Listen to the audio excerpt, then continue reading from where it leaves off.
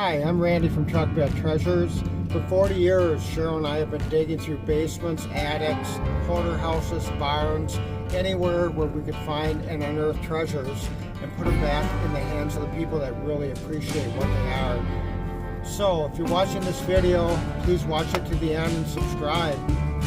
We go on a lot of adventures and misadventures, and we're inviting you to come with us on every one. Thanks. Enjoy the video.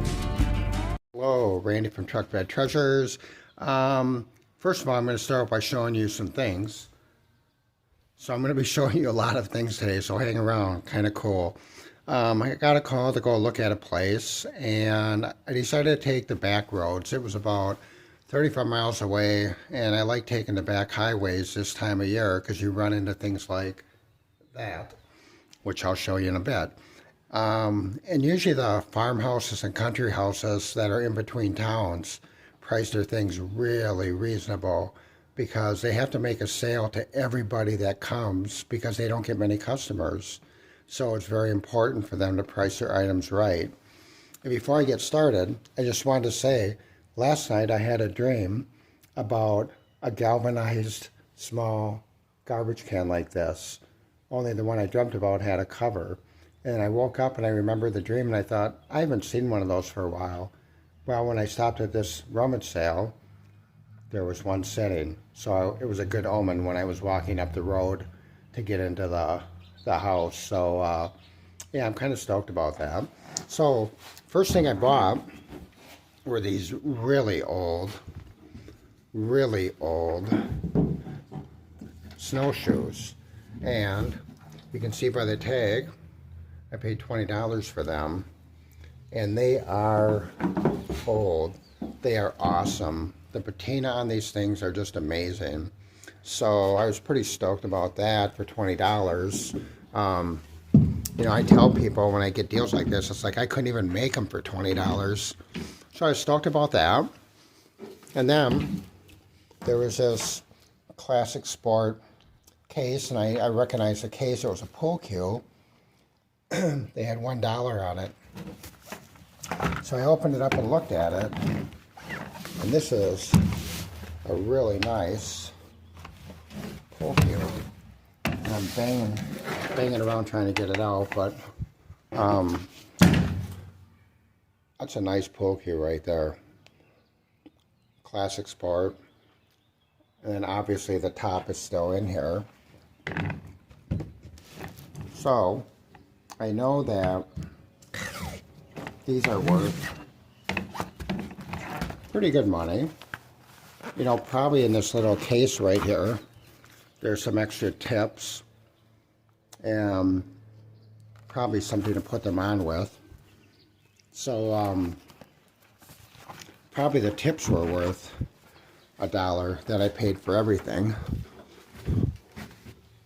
So the snowshoes, the pool cue, the garbage can. What's in the garbage can is pretty awesome. First of all, I always buy hammers, especially when the hammers are 75 cents. Because I cut the heads off them, and then I sell the heads online, and people use the heads for crafts.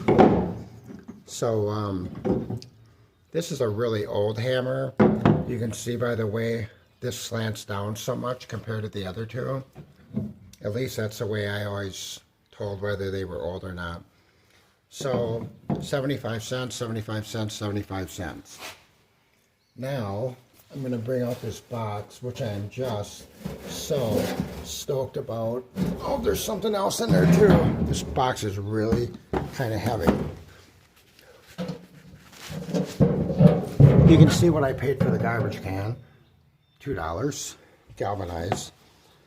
I thought this was really awesome. It's brass and it's hollow. I don't know if they could make this thing fire or not. I'm not really sure. I'm not sure. It almost looks like it was homemade because of the welds here, but this barrel definitely isn't homemade. $1. I mean, how can you look at this piece of brass in the shape of a cannon barrel mounted on wood for $1 and say, nah, I don't think so. I had to buy it. I love these sales. So I came up to this box right here, and there was a bunch of knives in it. I picked up one of the knives, I put it back down, and even though she had them all marked, I said, how much if I take every one? And she gave me a price. Then about 6 feet down, I turned and looked, and there was straight edge razors, and other items. So I said, how much for that box? And she gave me a price for them. So I'm going to open this up, which I'm just so stoked about, because I didn't even look at them. I just knew they were such a great deal that I had to buy them. So I'm not going to be able to read what they are or where they were made. I know for sure that that's Damascus steel. You can tell by the gray and silver lines in it. I'm not sure where it was made. It's got brass on it. So this knife was priced at $3. Even if it was made in China, that's a good deal. This price is priced at $5. This looks like a switchblade, if I'm not mistaken. Let's see. Come on. Oh, it must be locked. Watch, I'll cut my finger off. Huh. I haven't had one of these for a long time.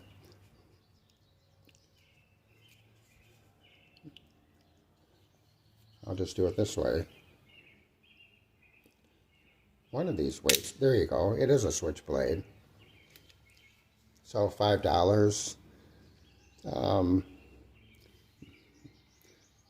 know if you can read that. Made in China. But still, a switchblade. That's a good buy. This is the knife that I picked up that I knew I wanted to buy the whole thing at that point when I saw this knife. Just a very, very old knife.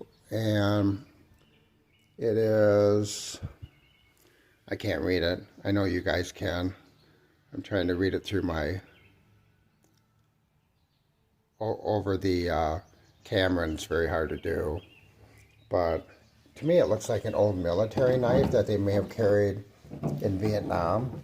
That knife was marked at $2. That's like, right? Come on. So this is one of the razors, marked at $3. And they're all in beautiful shape. I mean, they're not even corroded or anything. They're just beautiful. This one's made in Germany.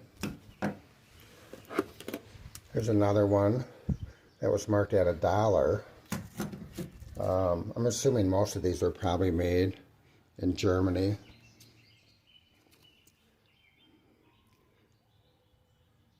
Shit. Bear with me, I can't read over my camera, so I'm just trying to focus in. But, I mean, for $1, $2, $3, here's a $3 one. That'll probably clean up, you know, the handle. Ooh, this one was open. Another $3 razor. I mean, you can't buy these things anywhere for $3 except a country rummage sale. There's another one. I'm going to try to move this box over here so I'm not switching back and forth all the time, guys. Here's for $6. Here's an old pocket knife. Bear with me when I open this. It looks like there's a shotgun shell in there, which is always nice to know about. I'll just dump these out. Ooh, not a real shotgun shell. It's actually a knife. Wow, is that kind of weird? This is a newer knife. This is a nice older knife. It's K-Bar. K-Bar makes a lot of military knives, and this is a K-Bar jackknife. That's a very nice knife.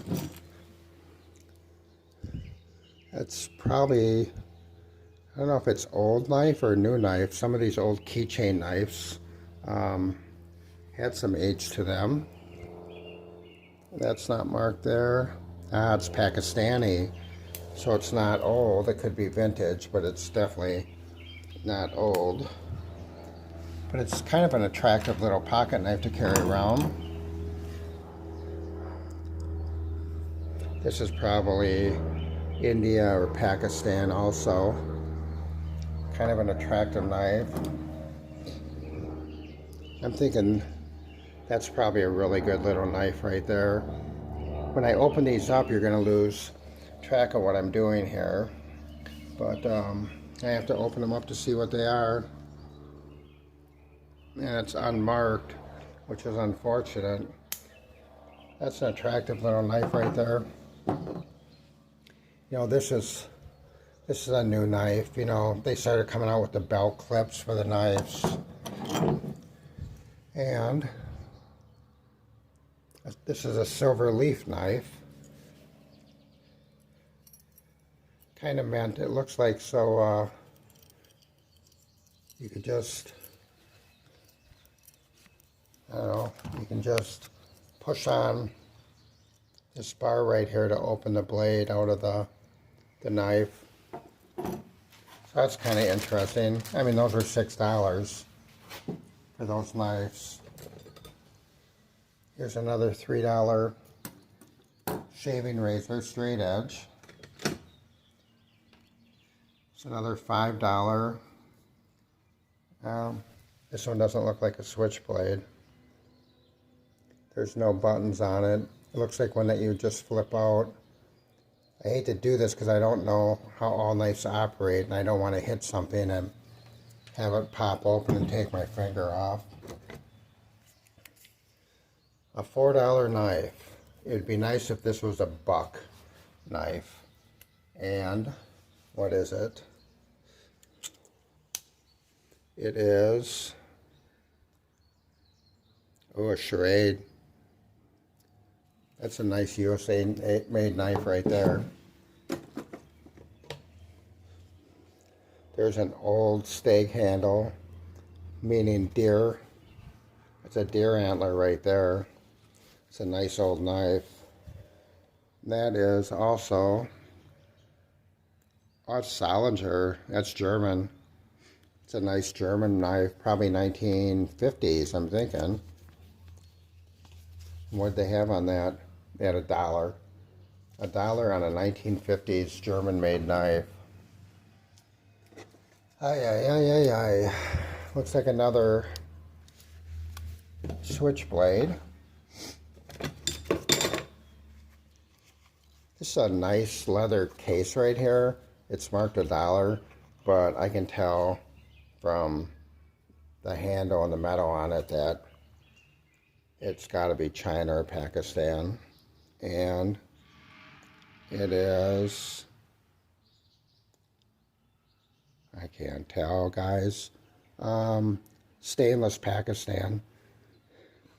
You know, usually these ornate looking knives are made overseas, and it doesn't mean they're cheap knives or rotten knives. It's just that they're not made in the U.S. There's a beautiful straight edge for $3. I would bet you a shiny nickel that that's got to be Germany.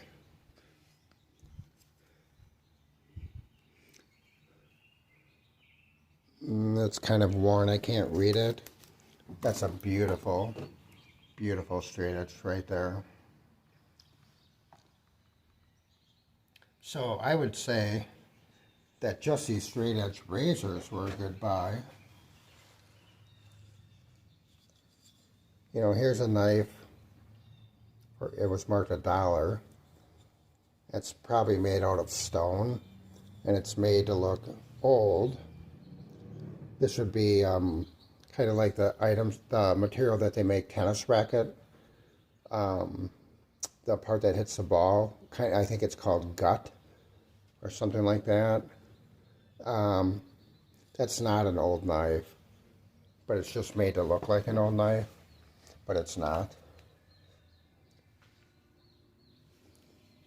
Now here's another knife called a Steel Warrior, and I would almost bet you it's not marked.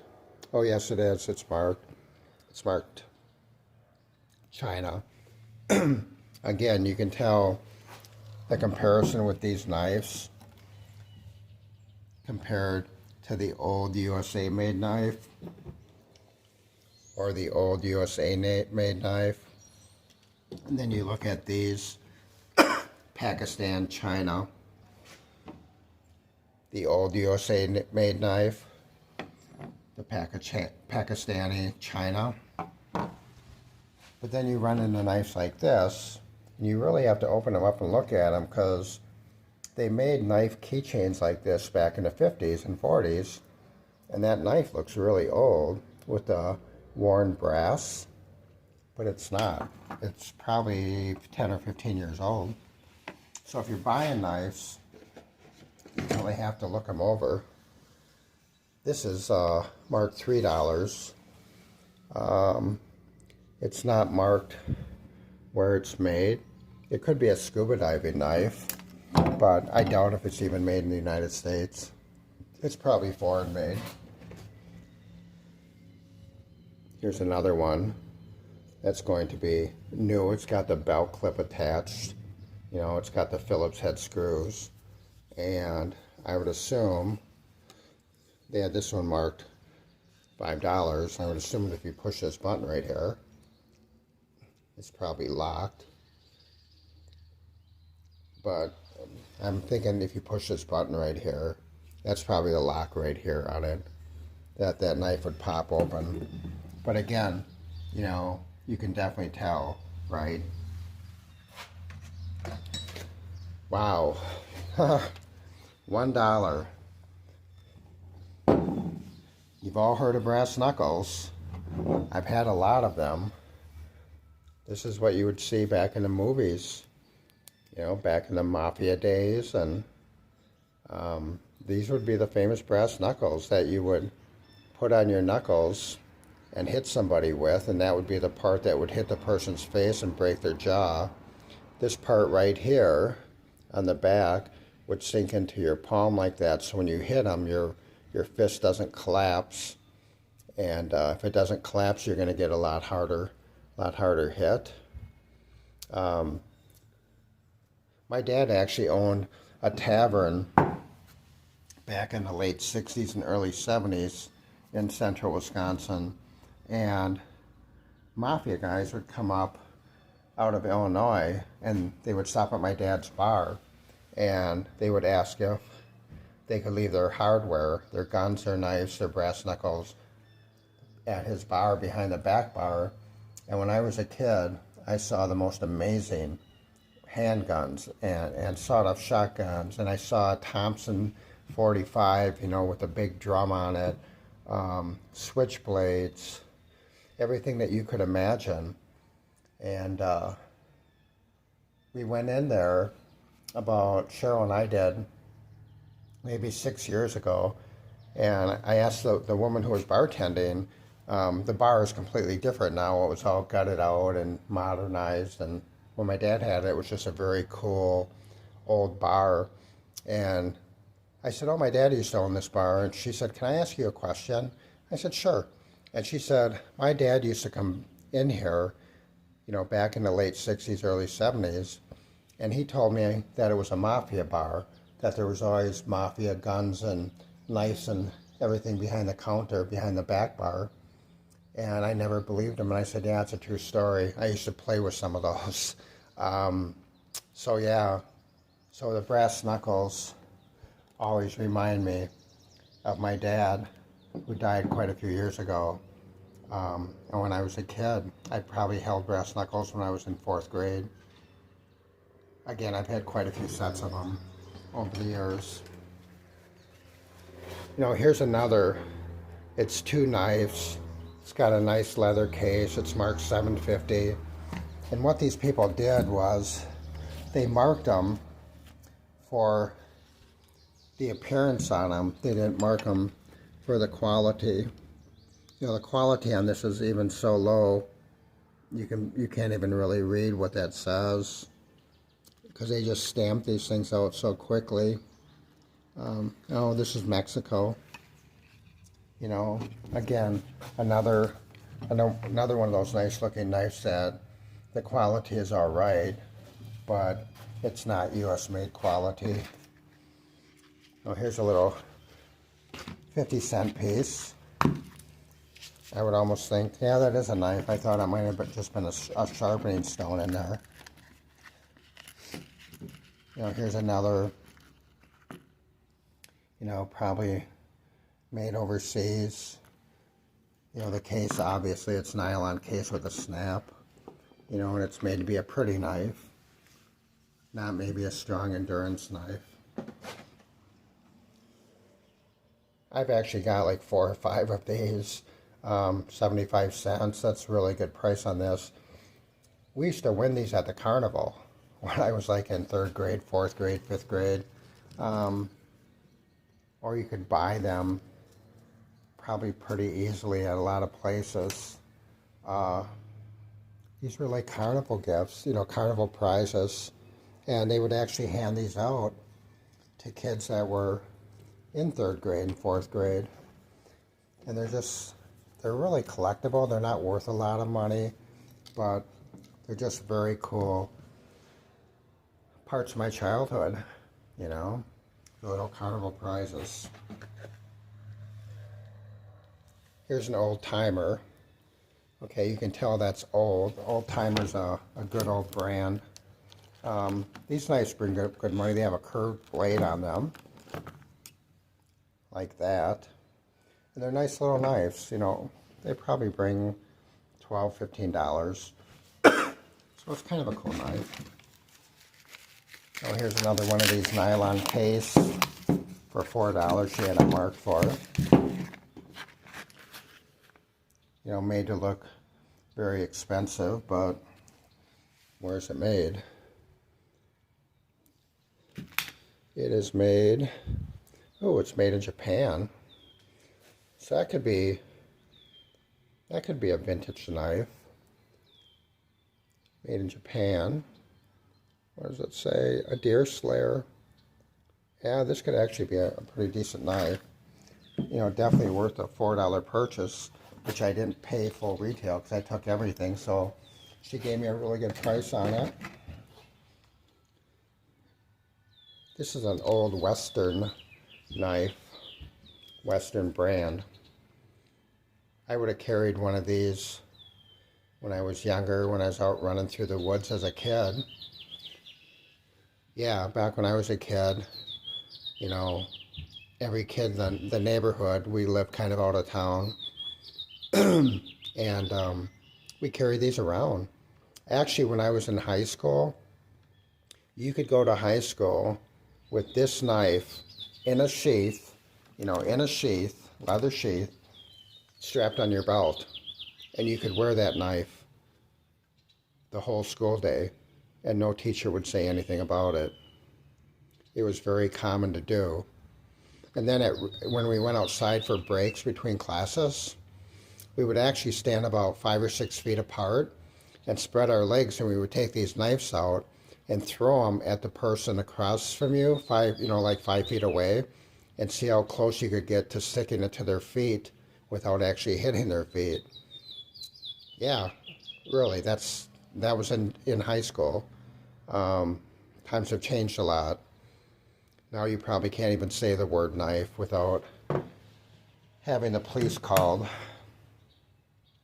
I miss these times. I miss these times. I miss these times. They're gone forever. It's not the knife that kills, it's the person. And yeah, it's sad that these times are gone. And the last knife I have is a $5 knife. I would almost assume that that's Mexico or Pakistan. Let me open it up and see. Oh, nothing on that side. Nothing on that side. You know, the blade isn't a really good quality. You know, there's some scratches on it. But it's a very attractive knife. Again, made to look old with the brass and the bone handle, which could be bone or could be plastic. But you can just tell the quality of that blade isn't there compared to this blade. You know, that's a good steel blade right there. You can tell it's just shiny and cheap. Not a high-end knife at all.